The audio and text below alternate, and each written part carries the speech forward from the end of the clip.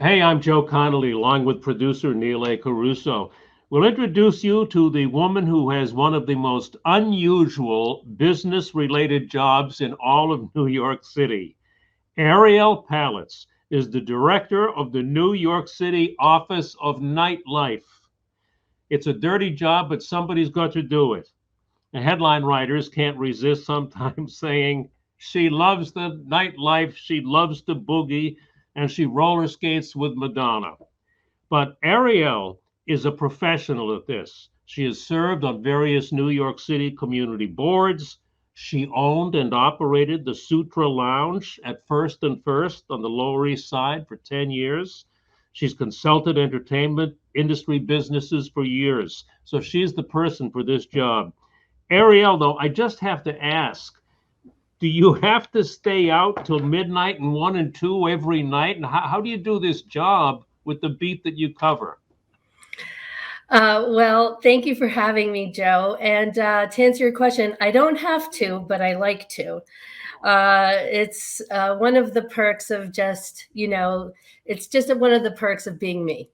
Um, I love it. I love going out and I love to support it. And do you sometimes go around unannounced to a or incognito, if possible, to a few different places on a given night? Well, I definitely love to party and club hop and go to check out and see what the venues are doing, but I don't do it incognito. I go as a patron, as a lover of nightlife and music, and just to check in and see how things are going, to speak with the owners and the workers and the patrons. But I have the benefit of being in an industry and representing an industry that is social. And so I go there to socialize, and it just happens to be doing work at the same time. No, that's so nice. Headed into fall of 2022, what are you seeing? What are you hearing out there right now?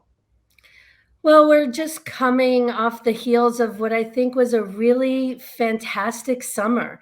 We really had a lot of suffering in so many ways over the last 2 years, and there was a lot of optimism about a nightlife revival or sort of the roaring 2022s.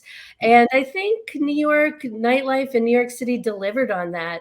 It was a glorious, fun, social summer. It was safe, and people really got to let go and experience the summer that they've been hoping for and waiting for a long time. And we're taking that momentum into the fall, with a lot of excitement and optimism for the holidays that are coming.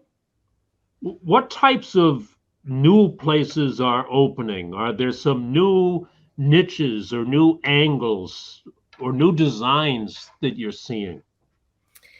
I think what we're seeing is a return to large format venues. We've seen a lot of larger venues opening up that really have a focus on dancing. In the past, there was an era that started from the large format dance and went into the lounge and then went into the bottle service. And now I think there's really a desire to be around people and to dance and to listen to loud music. And so, obviously, the great thing is that there's something for everyone in New York. So if you still want that small, loungy vibe, New York's got it. But I see a return to really letting go and dancing and experiencing nightlife. Wow. I hate to ask this one question, but I have to. It seems as though crime around night spots is still an issue. What's happening there? Is that so? Is that a concern of yours? Well, I think, usually when there's crime around night spots, it tends to get a lot of attention. But I do think that as we know, anything can happen anywhere at any time. Obviously, where large amounts of people gather, there's a higher risk and liabilities. But I don't know if it's particularly more in nightlife. But I think that the security teams and the police departments and the venue operators pay extremely close attention to creating safer spaces. And I think, and the ratio based on how many nightlife venues there are and how many people go out, I don't know if it's particularly extreme in the nightlife industry, but I know there's special attention always to making sure that nightlife is safe for everyone. Before Neil asks some questions, are you surprised by the opening of more big, large places? It almost reminds me of the disco era of the 70s or 80s. Did you see that coming, or is this logical to you, or just what?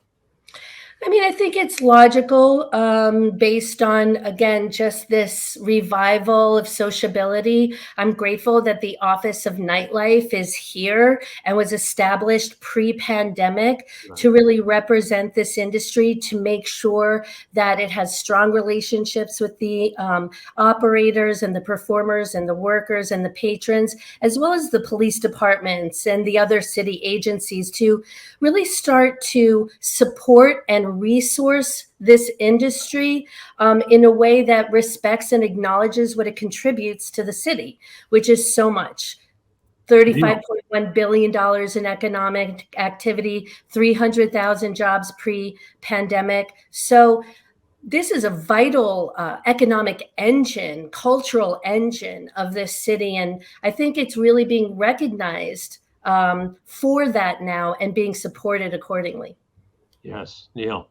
Well, Ariel, the way you describe it is, it seems like the nightlife and entertainment sector in New York has bounced back. Do you think that there are any changes that still need to be made to adjust to our new normal here? Yeah, I mean, I think without a doubt, we're still in the recovery in so many ways, in the readjustment and learning what this means for our daily lives and for our night lives. The struggle of going back to the office, staying out later or not. People are still readjusting to this post-pandemic world that we're still emerging into. But I think one thing is for certain that we learned through the pandemic is that we really do need each other. We need to be around each other and to socialize. And we got a glimpse of a world of what that meant, not to be able to go out, not to be able to dance, and not to be able to socialize with our friends. And that is a world I don't think anybody ever wants to go back to. And so I think what we've learned is a greater gratitude and respect for what socializing contributes to a society and an economy. And we are not going to take it for granted again, moving forward. Yeah, and a lot of that has to do with jobs and it seems like the labor market has been pretty steady, pretty strong through the pandemic. But jobs in hospitality specifically, they recovered faster nationally than they did here in New York City. It's been a slower recovery for that sector. Do you anticipate kind of new jobs in nightlife and in entertainment? Where do you think they've gone? How do you regain those? Well, these are all complex questions, and it is interesting to observe the patterns. I think in New York, we have a lot of options, right, on what we can do. And I think the pandemic showed a lot of people what their options are, and they are still weighing them. I think the beauty of the hospitality industry job is that it's also very historically been a great stepping stone for people who are going to college, who are in Broadway, who have a aspiring music career. And I think as those industries also recover, so will the hospitality jobs that help to supplement incomes for people who are pursuing other dreams. And so what we really understand is that nightlife and New York and society is an ecosystem, and it's all codependent on each other. And so as other aspects of our society and as our economy recovers, so will the jobs in hospitality that are essential to supporting the sociability of for us all. You must have been a great nightclub owner yourself. I bet you were a great Thank you. fun.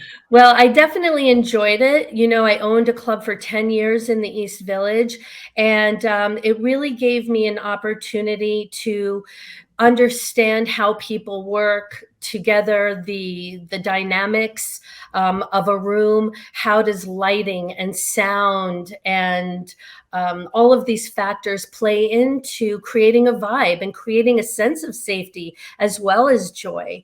And I think, you know, at the end of the day, it's really about making sure people feel seen and respected and accommodated, and that their good time matters. It's as if you're an ambassador from the city coming in.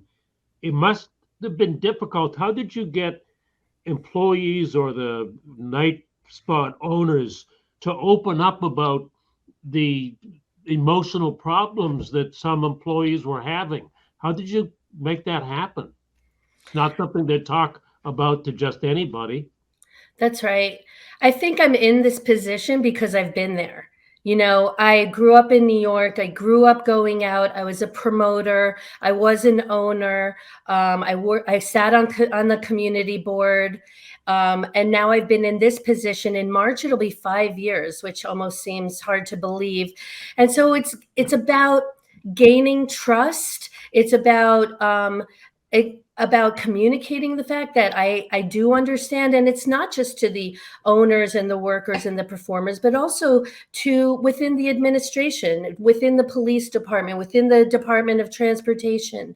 And being able to gain their trust because there's an authentic love and experience. And I'll just say that one of the ways that this has manifested is in a program we created called MEND NYC. It stands for Mediating Establishment Neighborhood Disputes, because we know it's, you know, one of the biggest challenges of nightlife is coexisting within neighborhoods and residents. And we created a program with the Center of Creative Conflict Resolution at Oath.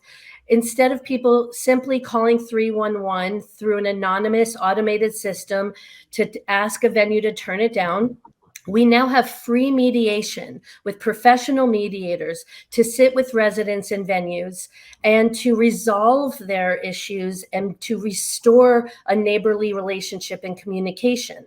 And I think this was bred from my personal experience owning a bar and having neighbors and realizing that enforcement isn't always going to be the solution to resolving quality of life issues. And these are the type of experiences as a former owner, a former upstairs neighbor of a bar, that we find creative but common sense solutions. And it's so interesting the way that the trends in New York City nightlife are copied all over the world. Goes back to the beatniks in the East Village, right? Reading poetry in the Yes. 1960s. Yes. And all the way up through the disco and Studio 54 and punk rock.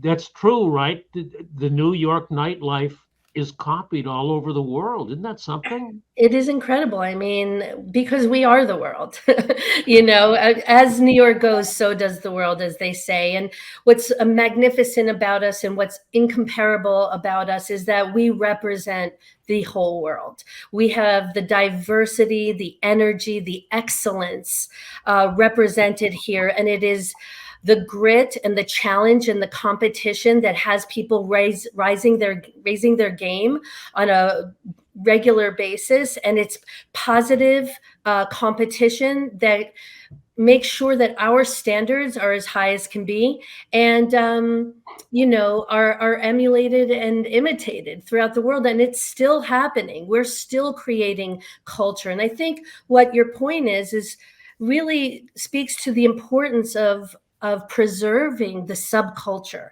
right? The underground scenes where people are creative, where they dance, fashion, and you know, that is how we contribute to the world and our culture. And that's why New York nightlife is so important to preserve. But it's not just our nightlife. There's over 60 offices of nightlife around the world right now. Global, nightlife management and governance is a movement. We weren't even the first in this country. There were probably 5 before, and now I think there's almost 10.